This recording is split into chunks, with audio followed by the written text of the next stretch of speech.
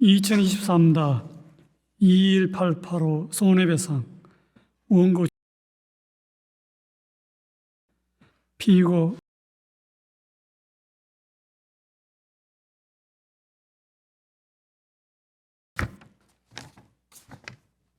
이유의 여지를 말씀드리겠습니다.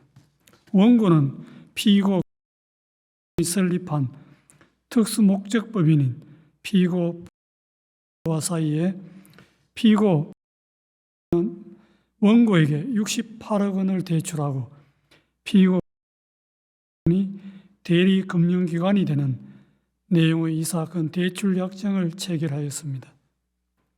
이 사건 대출약정에 따르면 원고가 최초 대출일로부터 12개월이 경과하기 전에 대출금을 조기 상환하는 경우 조기 상환 금액의 1%에 해당하는 돈을 중도 상환 수수료로 지급하여야 합니다.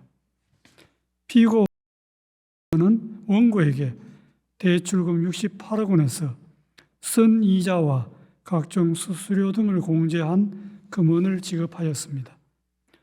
원고는 대출일로부터 12개월이 경과하기 전에 피고에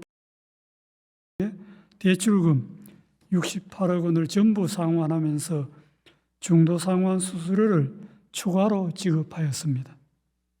원고는 피고가 중도 상환 수수료 등을 포함하여 이자 제한법상 최고 이자율을 초과하는 이자를 지급받았다고 주장하면서 피고를 상대로 부당이득 반환을 청구하였습니다.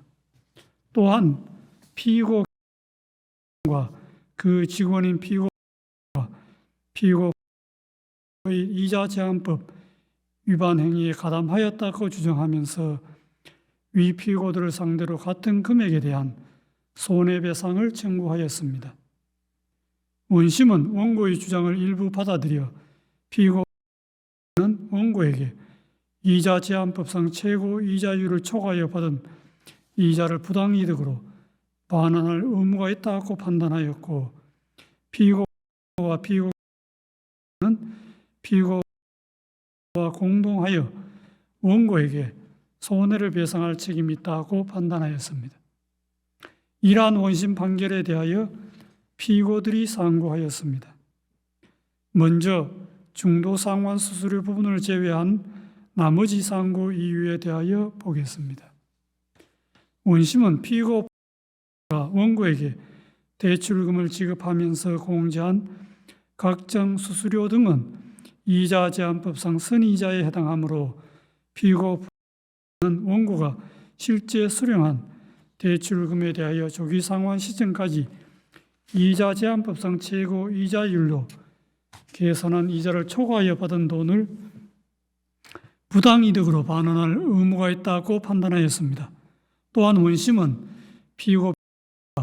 피고와 공동으로 이자 제한법 위반 행위를 하였거나 이에 가담하였으므로 불법 행위 책임을 부담하고 피고는 사용자 책임을 부담하므로 이들은 피고와 공동하여 원고에게 손해를 배상할 책임이 있다고 판단하였습니다.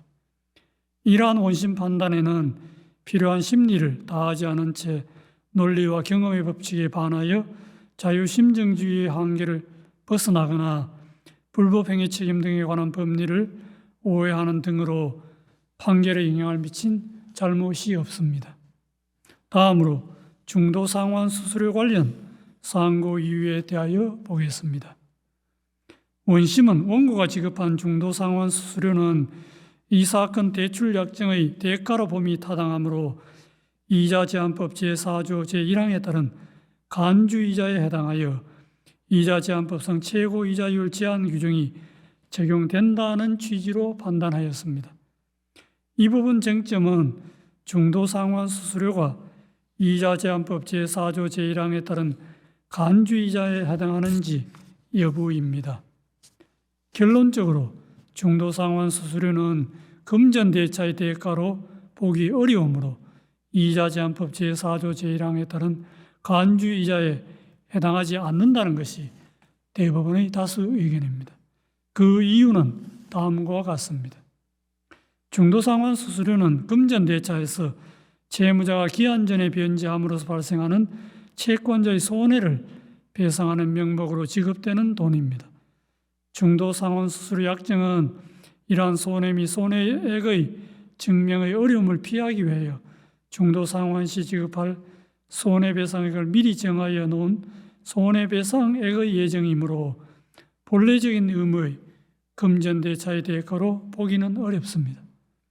중도상환 수수료가 이자제한법상 간주이자에 해당할 경우 이자제한법 제2조 제1항에서 정한 최고이자율이 적용되는데 이자제한법 제8조 제1항은 최고이자율을 초과하여 이자를 받은 자를 처벌하고 있습니다. 이처럼 중도상환 수수료가 이자제한법상 간주이자에 해당하는지는 형사처벌로 직결될 수 있는 문제이므로 엄격하게 해석할 필요가 있습니다. 중도상환 수수료를 이자제한법상 간주이자에 포함시키지 않더라도 부당하게 과다한 중도상환 수수료는 이자제한법 제6조에 따라 직권으로 감액할 수 있으므로 채무자를 충분히 보호할 수 있습니다. 한편 대법원 2012년 3월 15일 선고 2010도 11258 판결은 대부업 등의 등록 및 금융 이용자 보호에 관한 법률이 적용되는 사안에서 중도상환 수수료가 대부업법 제8조 제2항의 간주이자에 해당한다고 판단하였습니다. 그런데 대부업법은 여러 측면에서 이자제한법과 구별됩니다. 위 판례는 이처럼 이자제한법과 구별되는 대부업법의 특수성을 반영한 것이므로 이자제한법이 적용되는 이 사건에 당연히 원용될 수 있는 것이 아닙니다. 이러한 법리에 따라 중도상환 수수료 부분의 결론에 관하여 봅니다.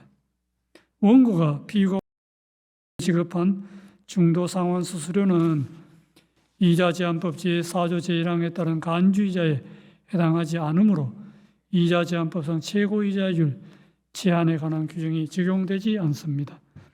그런데도 원심은 중도상환 수수료가 이자제한법상 간주이자에 해당하여 최고이자율 제한에 관한 규정이 적용된다고 판단하면서 중도상환 수수료를 원고가 이자제한법상 최고이자율을 초과하여 지급한 금액에 포함시켰습니다. 이러한 원심 판단에는 이자제한법상 중도상환 수수료의 간주이자 해당 여부에 관한 법리를 오해하여 판결에 영향을 미친 잘못이 있습니다. 중도상환 수수료에 관한 다수 의견에 대하여는 대법관 이형구, 대법관 오경미, 대법관 박영재의 반대 의견이 있고 다수 의견에 대한 대법관 권영준의 보충 의견, 반대 의견에 대한 대법관 오경미의 보충 의견이 있습니다. 그중 반대 의견의 요지는 다음과 같습니다. 금전소비대차에서 변제 기준의 변제에 따른 손해배상의 예정인 중도상환 수수료는 이자제한법 제4조 제1항의 간주이자에 해당합니다. 먼저 중도상환 수수료는 금전대차를 전제로 발생하므로 금전의 대차와 관련하여 채권자가 받은 것이라는 이자제한법 제4조 제1항의 문헌에 포섭되고 이로써 배상하고자 하는 손해는 원래 금전대차의 대가로 예정하였던 변제기까지의 약정이자를 얻지 못한 손해를 기초로 하므로 금전대차의 대가로 보는 것이 자연스럽습니다. 중도상환 수수료를 이자제한법상 간주이자로 보지 않으면 약정이자를 최고이자율로 변제기를 매우 장기로 정하면서 중도상환 수수료를 따로 정하는 방법 등으로 최고이자율 제한 규정을 잠탈하는 탈법 행위를 방지할 수 없으므로 간주이자 규정을 둔 취지에 반합니다. 대법원 2012년 3월 15일 선고 2010도 11258 판결은 중도상환 수수료의 특성을 고려하고도 대부업법상 간주이자에 해당한다고 판단함으로써 최고이자율 제한 규정을 잠탈하는 탈법 행위를 방지하려는 입법 목적을 강화하였습니다.